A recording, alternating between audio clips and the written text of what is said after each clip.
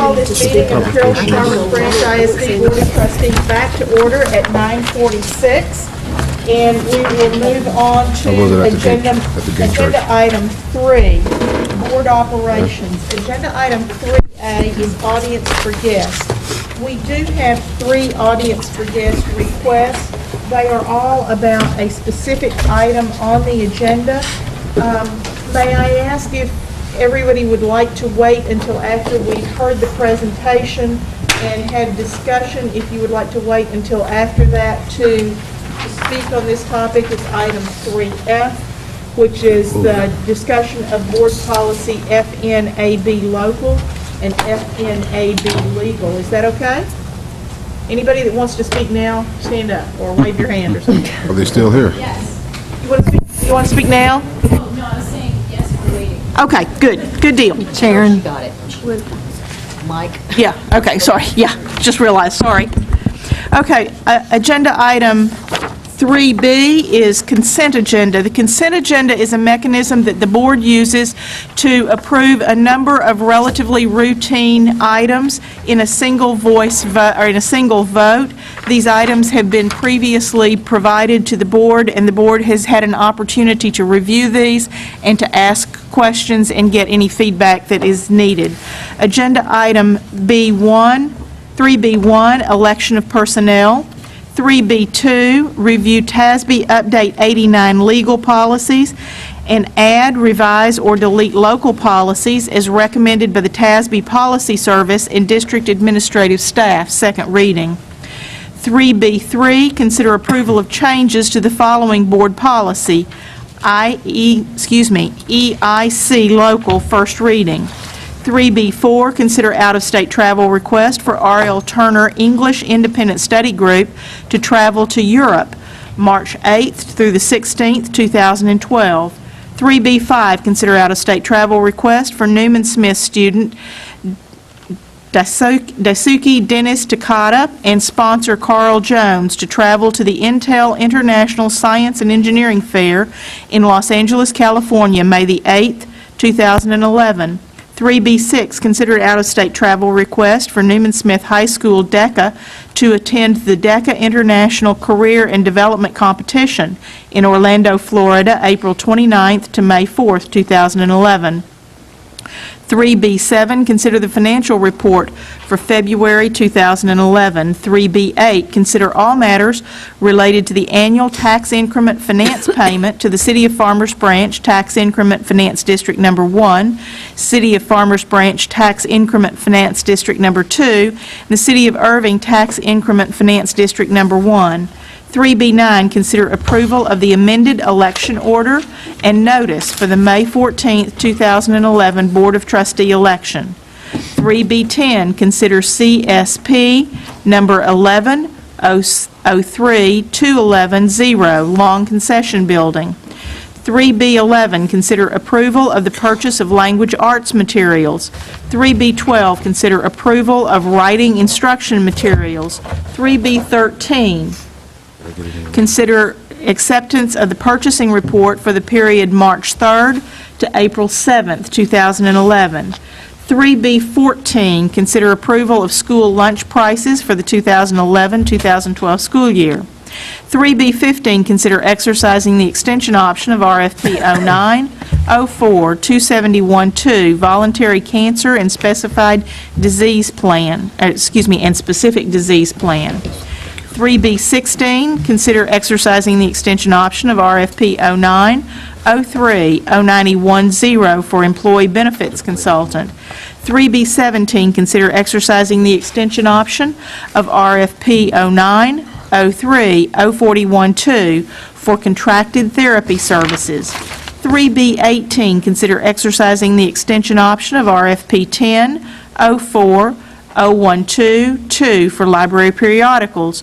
3B19, consider exercising the extension option of RFP 10-04-0111 for career tech materials and equipment. 3B20, consider exercising the extension option of RFP 09-03-111-2 for two-way radios. 3B21, consider exercising the extension option of RFP number 10 042-2 for ground supplies and equipment. 3B22, consider declaring furniture, audiovisual equipment, and technology equipment surplus and authorizing them for disposal. 3B23, consider approval of the minutes of the Board of Trustees work-study meeting held February the 24th, 2011.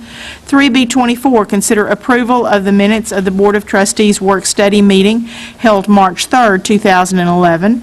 3B25, consider approval of the minutes of the Board of Trustees regular meeting held on March the 3rd, 2011. Board members or administration, are there items that needed to be pulled for individual consideration? Ms. Watton? Yes, I'd like to pull B11, B12, and B18. Okay.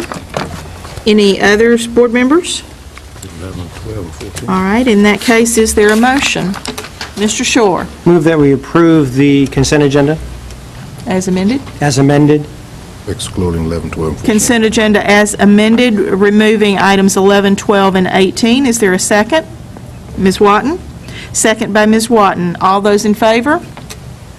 And that is unanimous.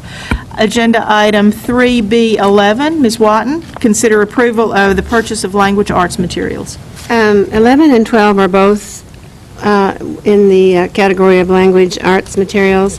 And for the audience and for our clarification, since it's a high cost for both of the language arts materials and the writing instruction materials, I would like Susan and Tracy if they would just explain the usage of the materials and the necessity for them.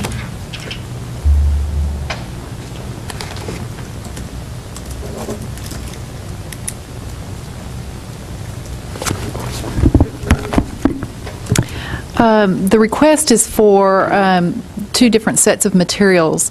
One set of materials is to help with writing instruction. They're called primary units of writing and intermediate units of writing.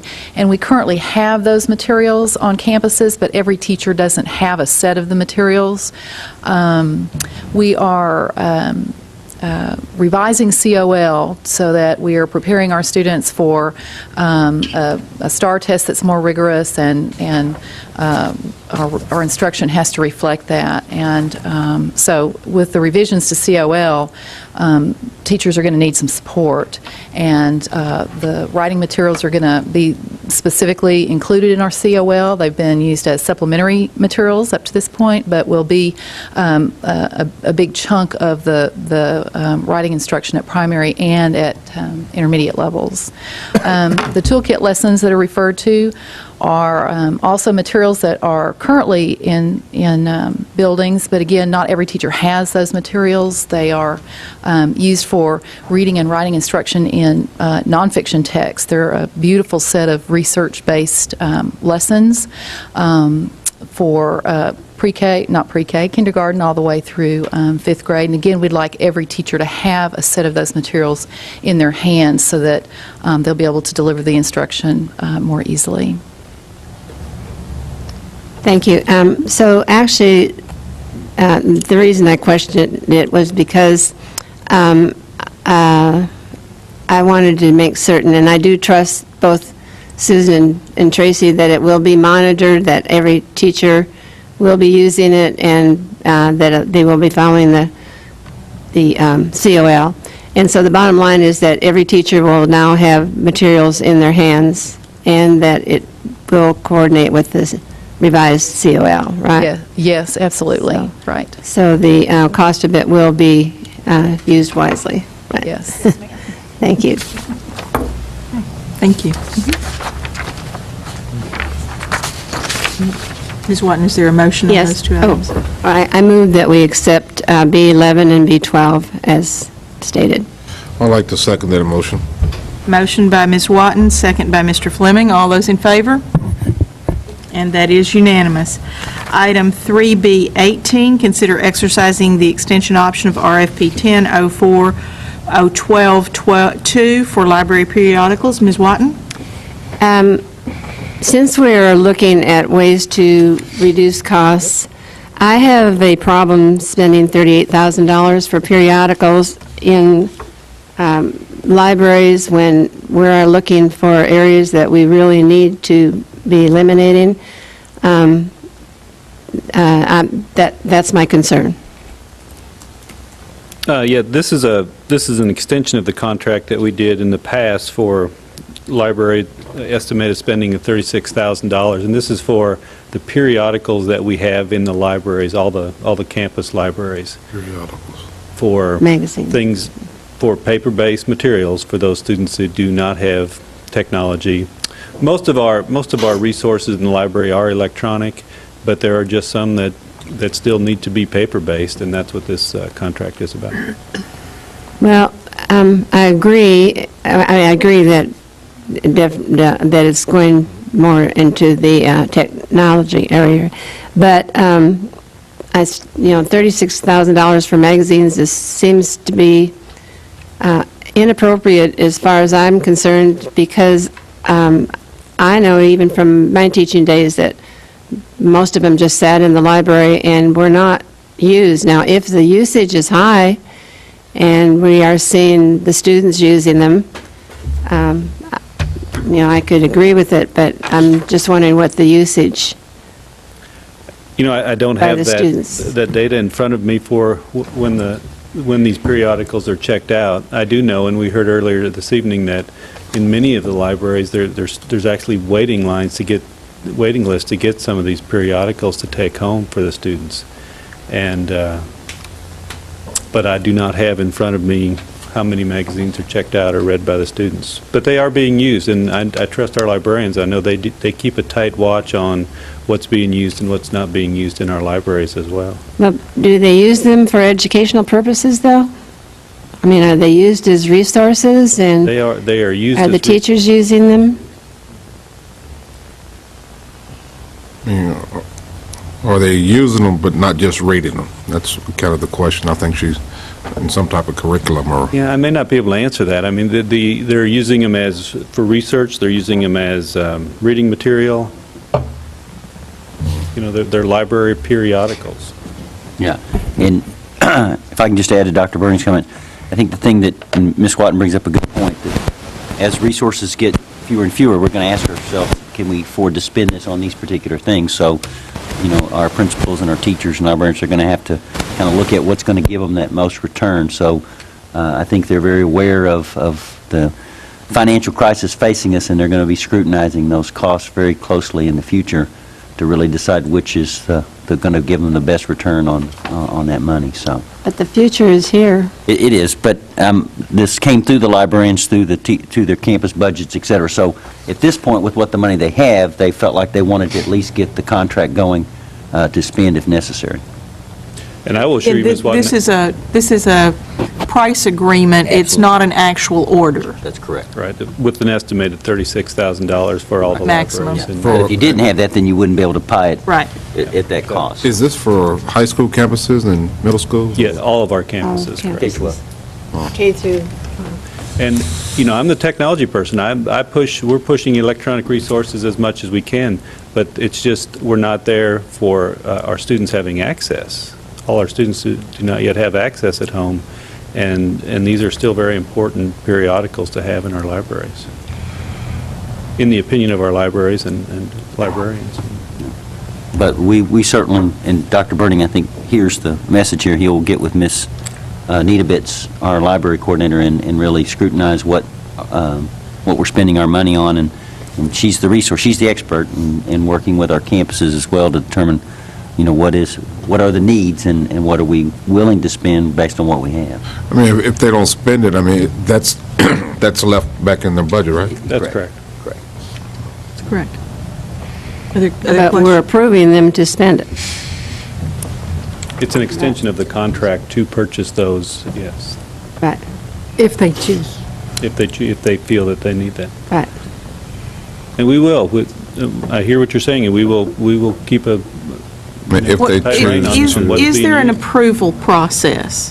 There is an approval process that they use, and Cindy Niedebitz is our library coordinator. She happens to be in the technology division, so I'm speaking for her today. But The librarians make requests based on what they see used, what they feel they need, what the teachers in their campus tell them that they need as far as resources in the library, and this is the mechanism we use to purchase those. So those requests from the campus librarians would come to Ms. Needabitz for her review and approval before it goes to actual purchasing? That is correct. The purchasing does funnel all through us in the technology division. Does this include subscriptions that teachers may want to, for example, if a teacher wants to subscribe to a magazine for all of her students to use, would that be included in that budget, or would that be? You know, I don't know what. Give me an example, please, of what you might need. These are just for the library periodicals that are going through the library. I know that, say, you have a fifth grade teacher that teaches only science, and she would like to subscribe to a magazine that is a science-related magazine and have it in the hands of each student in her class. So 24... Would that $36,000 cover her subscription, or would she have to find that money in the school budget? Typically, that would go through the library for... Are you talking about having 24 subscriptions? Yes, and that's, that happened when I was teaching, but I can't remember where the money came from. Ms. Barber said that when she was a principal, that she would use her school budget for some of those. That would have to come out of the school budget. But this is all being used, this is the school budget, too, that we're talking about. That what's on the agenda tonight is just for is libraries. an extension for the contract to purchase all of these things for the district, so that we're locked into a good price, so that an individual teacher doesn't have to go out and get their own subscriptions. That's what you're approving this evening.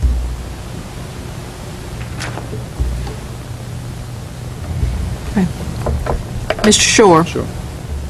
Do we have any reason to believe that our librarians are ordering magazines that nobody reads? I have no reason to believe that. And, we have tight controls, and our librarians are very savvy about what the teachers need to do their job and what central resources they need in the library to teach the content. I have no reason to believe Thank you. anything's being wasted. Is there a Fleming? magazine stand in the libraries or something, I guess? I'll take it. Yes, sir. Yeah. It's been a long time since I've been in And the school again- library. I will say, we are pushing to electronic as fast as we can.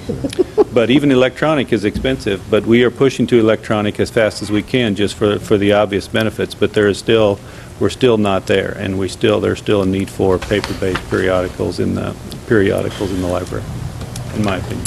I'm just looking through this agenda and just trying to figure out ways we can start cutting now without, affecting our staff or our programs, and this just seems to be an area where we could start. We will I certainly totally keep a agree, tight because rein on it's it. going to, I don't think too much is going to change regarding our straits regarding finances and budgets. We'll certainly take a close look and make sure nothing's being wasted. Mr. Shore? I'm prepared to make a motion, Madam President, maybe draw some flack in the process. I move that we approve Agenda Item 3B18. Motion on the floor by Mr. Shore, second by Ms. Klein. I'll make a comment. Oh, I was just pointing out that this is just giving the ability to purchase if the campus and the librarian decide they need this material. It's not, It's much like daily planners and It's kind of nice to do that, but it'd be nice to know that they're intending on purchasing it, so we can make a final decision on whether or not, we want to approve it. And stating it that way, of course, is, yeah. I take it that they are going to make those purchases whenever we make this approval. I think it's more of a price agreement. It's a price agreement. It is a price agreement. Yes, if we need Mr. McLaughlin to expand on that, but he's nodding his head. What you're voting on tonight is the price agreement to allow our teachers to get a better deal on the periodicals that are going into the libraries in all of our campuses, all 39 campuses. This is what I read, Mr. Bernick. Consider exercising the extension option of RFP 4-12-2 for library periodicals. The extension of the contract that was Extension, done yeah. previously. We had 2 one-year extensions, as I recall, on this contract.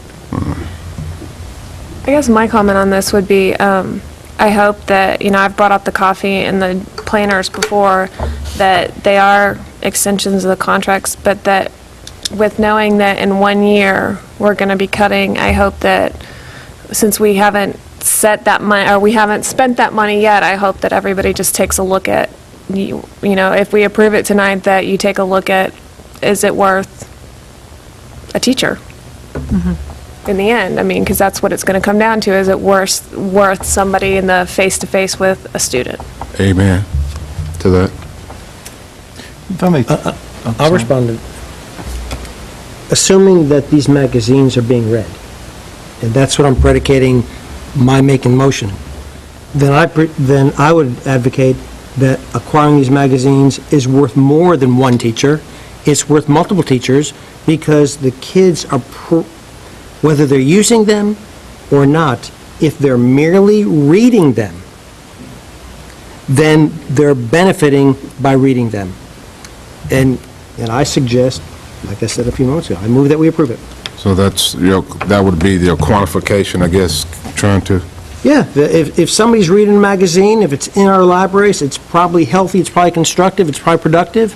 And Well, I know it is healthy and it is productive. I totally agree. I'm not denouncing that. I agree with that, but I wouldn't say that it's worth a teacher. But that's just my opinion. Okay, we We'll have a make a motion special on the motion. floor by, If I can add one thing there. Not to continue to belabor it, but I think that our staff is well aware of the critical decisions they're going to have to make.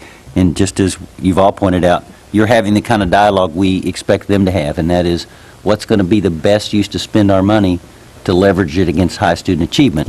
If they believe that having these things will help the achievement over the cost of something else, then we have to have a little trust there. At the same time, they're scrutinizing just as we are up here. So I trust them that they're making the best decisions with how to spend those dollars as it relates to student achievement. So.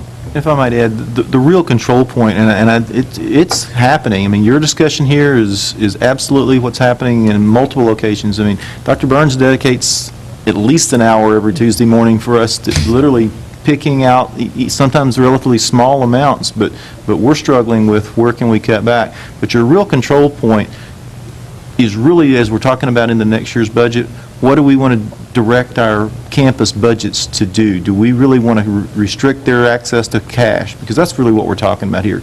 Once we determine a reasonable amount of money to run a school, then those instructional leaders, those principals, librarians, and teachers really should have some latitude on what's the best resources to use their money. But our charge is how much money do we have to give them? And that limits what they buy. But the 36,000 doesn't go into the school budget, right? Yes, ma'am. it comes out of the school budget. Yeah, it's kind of It's not a separate library budget? No, it's part of the school budget. It's all the same money. It's the Yeah. campus It's all budget. money, it's all out of one big pot. Y'all have all one money now. Yeah. But what this item is, and Mr. McLaughlin, correct me if I'm wrong, but what this item is that we're discussing tonight is an extension of a contract to allow our librarians to, if they feel appropriate, to buy those. That's what this is about, And if they have money in their budget. if they have money in the budget. And if they choose to spend their money in this direction. And this is all 39 campuses, all the libraries in our district. I will urge my motion. Okay, we have a motion on the floor to approve agenda item 3B18. Is there a second? Second by Ms. Klein? All right, all those in favor? And that is 1, 2, 3, 4, 5, 4, and voting against, all those against would be Ms. Watton and Mr. Fleming. And so that item passes. Good discussion, guys. Thank you. Thank you. All right, moving on to item 3C, consider the approval of teacher contracts. Dr. Burns. Thank you, Ms. Chapman. Members of the board, administration recommends approving teacher contracts for next year. I think we pointed out earlier in the budget, and we appreciate the dialogue there, that we are in a position to recommend these to you this time in total. And so we would ask you to approve it so that our staff knows that we will be looking and working forward for next year, but that we do have our work cut out for 12-13, obviously. But we do recommend approval of teacher contracts for next year. Discussion? Questions? I have one question. Ms. Webb? I know that we've already talked about it tonight, but teachers are aware on campus that this is coming. Is that correct? I mean, there's been some dialogue on campuses that while we've been working very hard to not have massive effect, or, cutbacks, that there will be some coming. I believe so. I think our principals are well aware. We've had many conversations. They realize the gravity of the situation. I think they're very thankful, as our staff is, that we are able to position ourselves for next year, but it's certainly, their handwriting's on the wall for the year after. Yeah. Dr. Burns, I'd like to pose a question to you. What would be the strongest argument that one could make for a majority of this board to take contrary action?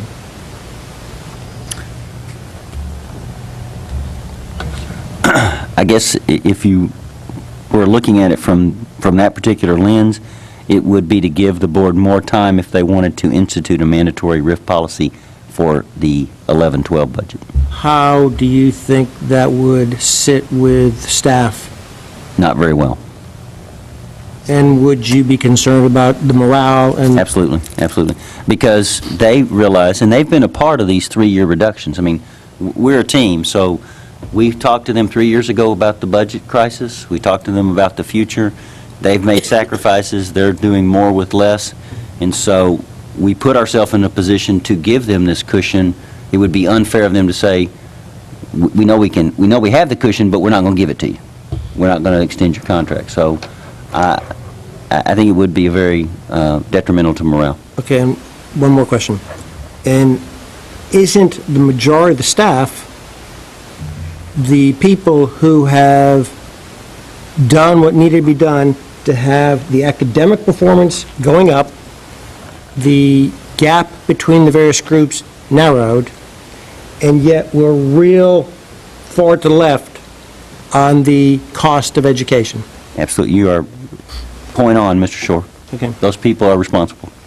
Well, I'll see if I can keep a streak going. I move that we approve the teacher contracts. Motion on the floor by Mr. Shore, second on the floor by Ms. Watton. All those in favor? And that is unanimous. Thank you. Item 1D, or excuse me, 3D, consider possible action regarding the termination of probationary teacher contracts at the end of the current contract period. Dr. Thank you, Ms. Burns? Chaffin. Members of the board, we bring this to you because it is in the best interest of the district to make decisions regarding probationary contracts. We do have 3 probationary contracts bringing to you tonight that we recommend the termination of at the end of this contract period in the best interest of the district. So the administration recommend that you approve those terminations. Questions, comments? I'm prepared to make another motion. I'm on a streak. You're on a streak, Mr. Shore. I move that the board approve the administration's recommendation to terminate the probationary contracts of Jenna Renfro, Laurel Everett, and Jessica Campbell, and that the board president be authorized to issue appropriate termination notices. Motion on the floor by Mr. Shore, second by Ms. Klein. All those in favor? And that is unanimous. Thank you. Item 3E, review and discussion of the completed board self-assessment instrument. Board members, this is something that I asked to have put on the agenda so that we could talk about our recent assessment and some actions that we might want to take in terms of the results of those assessments, but it's getting late. So We put this later on. I would suggest that We'll bring that we back, take too. this off the agenda for tonight and bring it back some other time. Agenda item 3F, review and discussion of board policies, FNAB local and FNAB legal, student expression, the use of school facilities for non-school purposes. This is an item that was asked to be added to the agenda by Mr. Good. Mr. Good, would you like to make some comments about this before we have the district talk a little bit about this policy? Just a couple. Based upon discussions in our community, there have been some questions and concerns about what our policy is and what its purpose is as related to non-curriculum related student groups. And I thought it would be appropriate for us to review what this policy entails and also see what its ramifications are within our school district as it impacts students. So if I may, I'd like to ask Dr. Burns to take this item and start helping us to understand it. Okay, thank you, Mr. Good. We have obviously our principals here tonight, as well as Mr. Holland, our Executive Director of Student Services, and Mr. Hyde is knowledgeable about this as well. But we'll give you a little overview and kind of start the discussion that you might have among yourself. But the district does have a policy. It has had a policy for many years regarding allowing kids to meet on campus that are non-curricular related activities. From the legal end, from an equal access position, we are guided by that federal law that says if you're going to allow any groups to meet that are non-curricular in nature, then you must allow any to meet, provided that it has, a viewpoint neutral perspective to the school. So I guess the simple version of this is the current school board policy is that you do allow non-curricular non-curricular activities, student clubs, to meet on our campuses, so therefore you cannot restrict based on any particular philosophical, religion, or other various reasons, as long as it's not detrimental to the safety of the school. So right now you have a policy that says you allow it, and so therefore you allow it for all. Okay. Board members, comments, questions? If I may. Please, Mr. Good. I guess part of the question really comes up as to what the guidelines are, because I know our local policy talks about there are certain guidelines that have to, a student group would have to meet, and I think we may need clarification on guidelines. Okay. Well, in your policy, the policy it states that it must be student-led, okay? In other words, the students bring it forward. They have a constitution. They have a reason to have a club. It does require them to have a school sponsor, but that sponsor is only there for kind of safety purposes and to regulate the meeting. They're not a participant in the meeting. And as I said earlier, it is for the principal's discretion, it's a club that enhances the students' involvement in the school. It has service projects. It does things that provide, again, for the betterment of the school is the club's, obviously overall purpose, we hope. And the principal makes that decision if it meets the guidelines and they see no reason why it would be detrimental to them meeting. Okay, so the principal is the one, they meet on their campus, so obviously the principals are the one that need to make that final decision. The board's policy gives them the authority to make that decision. It does become a legal question to some extent is if you start denying, and that would require a little bit more scrutiny in why you're denying it. And so if for some reason a principal were to deny a club to meet, then certainly we would want to make sure that we had good sound legal grounds for denying that access. Okay. Ms. Watton. So the difference between FCA, which is Fellowship of Christian Athletes, and the Young Life, what would the difference? With the Young Life, is that a church-sponsored activity that makes it different that they cannot meet on campus? Well, probably the biggest difference there, Ms. Watton, would be is if the club were being run by students and having a sponsor on the campus, and that would be fine regardless of the club. But if the club is being run by an outside person outside the school who wants to lead those activities, then that would be prohibited. Okay. Mr. Shore. I want to see if I've got this. My understanding is that there's a demarcation, curriculum-related versus non-curriculum-related.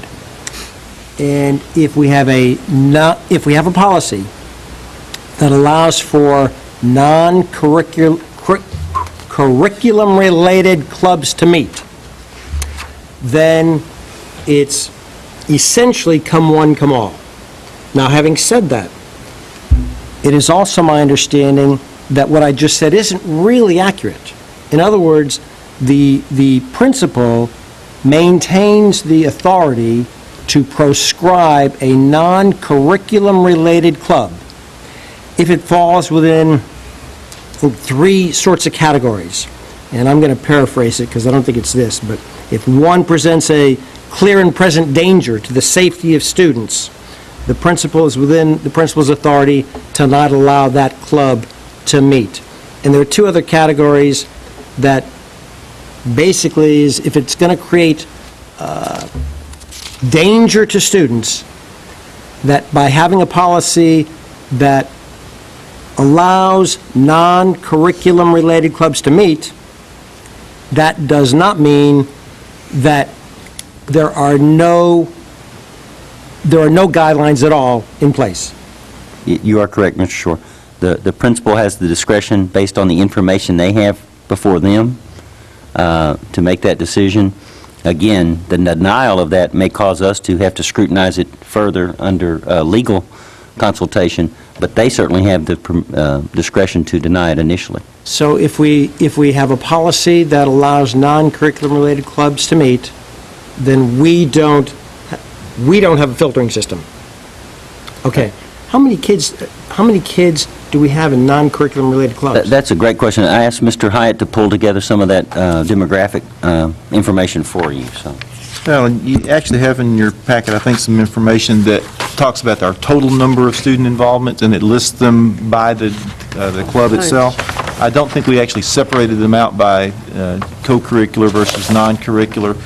There's not a large number in the non-curricular related. If you scan that list, you'll see most of those clubs are to some degree or another related to some instructional program in the district. Most of our student organizations are related to some element of our curriculum. But there are a handful, and there are a identifiable number of students.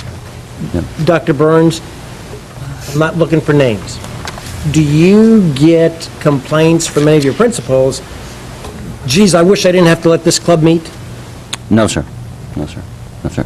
And the principals are here if you'd like to ask them about the value of having students have clubs and to meet on campus. And Dr. Mayer, obviously, she spoke earlier about her experience as a high school principal. I've been in the principalship as well. I believe it provides a lot of value for kids to be engaged and active in non-curricular clubs. I think we know that kids will do better when they're involved in school outside the curriculum. Dr. Mayer, I think you even have a little research to support students participating in clubs.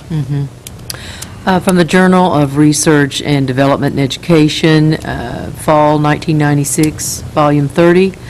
It states that there was a study where it examined the relationship between participation in extracurricular activities and academic achievement using data from the National Education Longitudinal Study. And the results showed that the amount of participation in extracurricular activities was positively related to academic achievement. And that was a 1996 study. We also have a 2010 dissertation, found the same thing. Students who participated in extracurricular activities had higher grade point averages than students who did not participate. Dr. Mayer, I'm sorry to usurp this, but I was going to ask this question, but what you just stated is going to cause me to ask a different question. The question I was going to ask was, do we mandate that kids have to participate in clubs? No, sir. Not by policy, we don't. Okay, now, having heard that the academic performance goes up, here's my question. Why don't we mandate that they have to be in clubs? Well, I think we certainly encourage students to become involved and connected with their school outside the school day, because this research has been around for quite some time. Once we let one group in, we have to let them all in, am I correct? By your policy right now, you can't discriminate because of one group, as long as they meet the guidelines. That's right. It's not To be student-led. It has to be student-led, yes. It has to be student-led. That's pretty simple. Okay, and then I think Frank might have touched on all this, but I just want to make sure I understand. Do we have something that is like a checklist that they can, like a principal can check off? The principal does. Okay. And then is that on record somewhere that every club that's asked to? The principals have their documentation for the, I guess, what you'd call the origination, how the club originated, as well as the paperwork. They all make them turn in a constitution and make them fulfill the guidelines to constitute a club. So anybody that's asked or requested to start a club, it should be on record. And whether they've met the criteria for... If they've submitted something formally, maybe on record. If they just asked and decided, no, they didn't want to do it because they didn't want to meet the guidelines, it may not be. But if it's been a request to the principal, we don't have anything, or principals don't just automatically say, okay, whether it's verbal or written, that there's documentation of why or why not it was accepted. We'd have to ask them if they keep a formal process. I'll just speak for them, and they can come and speak for themselves, is that they have a process to review the clubs that want to meet. They have paperwork they require for the clubs to submit in order to be considered, and then certainly there's a record of whether or not it was permitted or not. But if somebody just asks, they may not keep up with everything that's asked. Is that principles? Would that list go to central administration? It does indirectly go to central administration if the club is raising any money. As I said, there was one point, if there's a financial interest in the fundraisers, you get once a year a report of student groups that participate in fundraising activities. If it's just a meeting and they don't do fundraising or activities like that, then nothing comes to central. The reason why I asked that because of the liability aspect of it, the potential there is, for record keeping.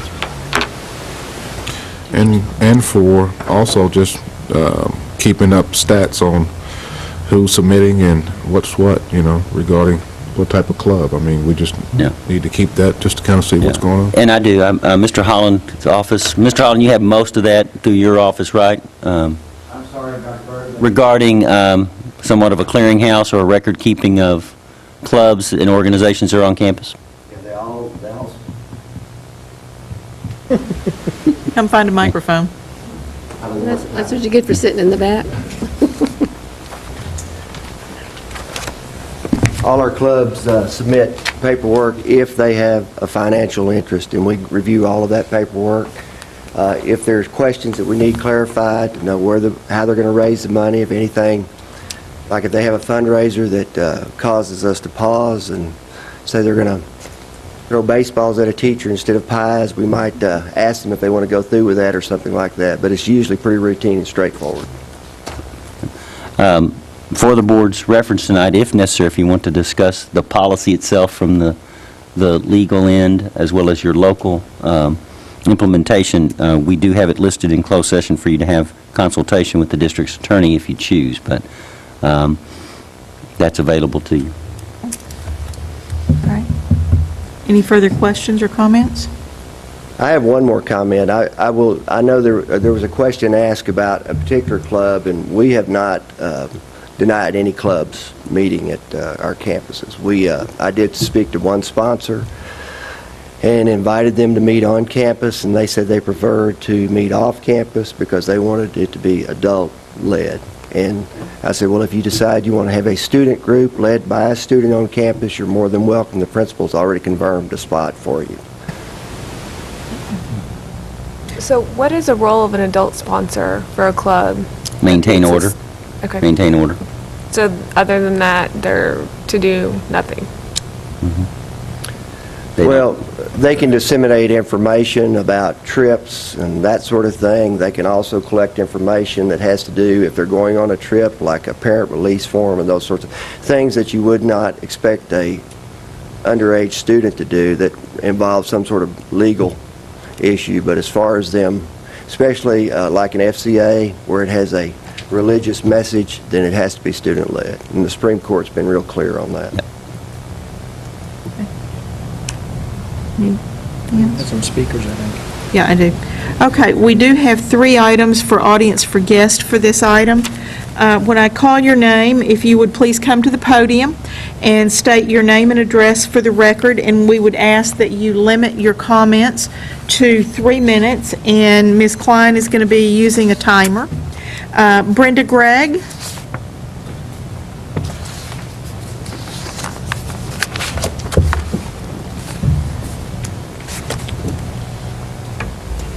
Hello, my name is Brenda Gregg. I live at 3056 Randy Lane in Farmers Branch.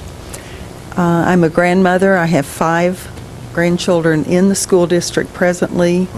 I have children that graduated from R.L. Turner and 2 granddaughters that have already graduated from there.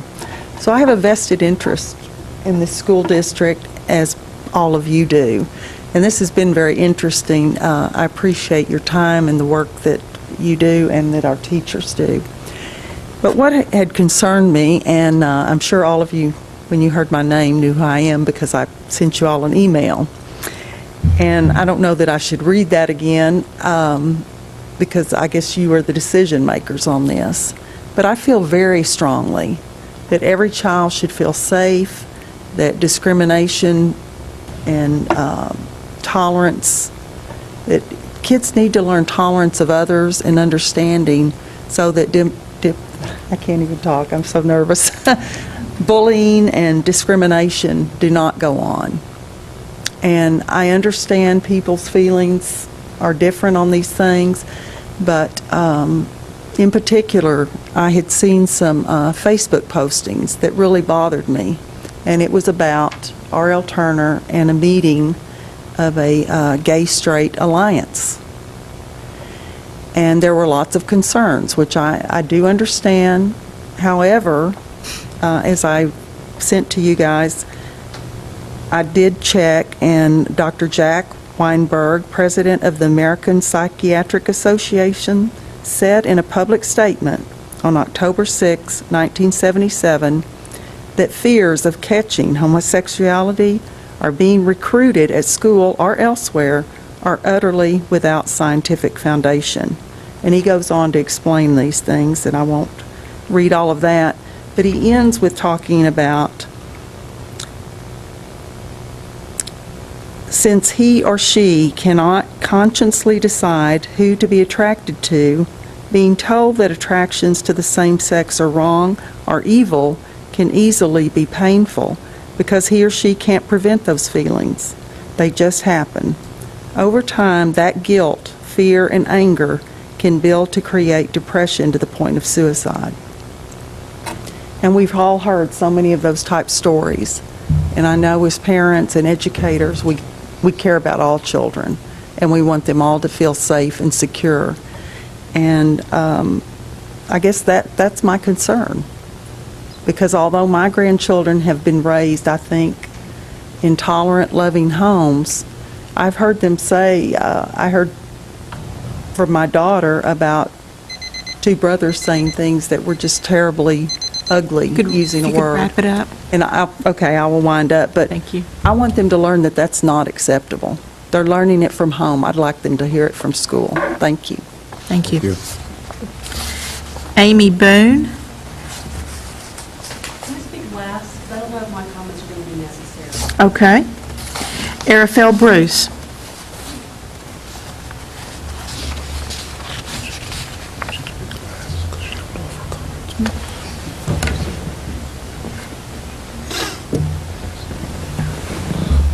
I'm a bit shorter than the other people who have stood Just in pull front it of on this down. mic tonight. Also a bit younger. Good evening. Esteemed members of the school board, I simply wish to speak very strongly in favor of this policy. I know that me and many of my friends have benefited from it. There are certain students who come to R.L. Turner, or I presume any campus in the district, and find that there's not already a group on campus that represents their interests, and if that's the case, then it's really nice to be able to have a place already set up where it's easy to meet. My friend Audrey Rogers runs the B-Movie Club at R.L. Turner, and I know that that is relevant to their interests. A lot of the kids in the B-Movie Club are interested in going into film, so academically it is an interest of theirs, even though the club is not curricular. Thusly, it does enrich their educational experience. And then again, a lot of the kids I know in the B-Movie Club, and then also the kids that are starting to come to these Gay Straight Alliance meetings, and these kids that are coming to the meetings of the Robotics Club and several others, these kids are also not just having their academic experiences enriched, but having their high school experience in general enriched by the relationships that they form with their peer group via these clubs and outside of school activities. And so I just thank you very much for the active participation in this policy thus far, and I wish to advocate that it continues onward because it has definitely contributed to not only my education, but the education of my friends. Thank you. Thank you.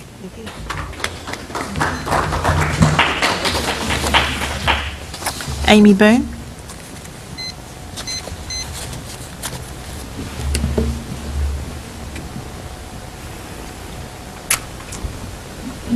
The only thing that I'm here to comment on is Can you give us your name and your address, sorry. please? Amy Boone.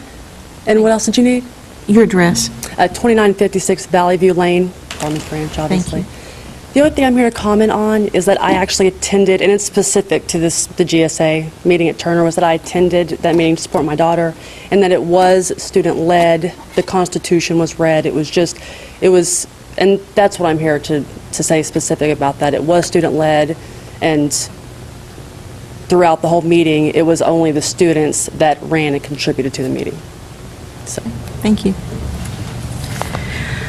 All right. We have reached, is there further comment on item 1F, or 3F? Okay, this is not on our, Mr. Shore. It is my belief, and I'm looking for confirmation of this, that if we don't take any action, then we continue the policy that's currently in effect.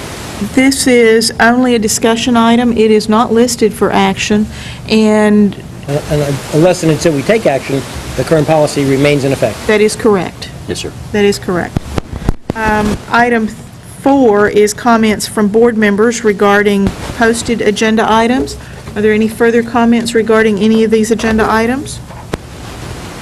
All right, we do have listed as an opportunity for consultation with an attorney on, in closed session regarding these two policies that we've just been discussing. Do any of the board members feel that we need a consultation with our attorney? I don't believe so. All right, then. Save them dollars. All right, then, by my determination, we have reached the end of our agenda, and we are adjourned at 10:38. We get to go home. Thank you. Almost.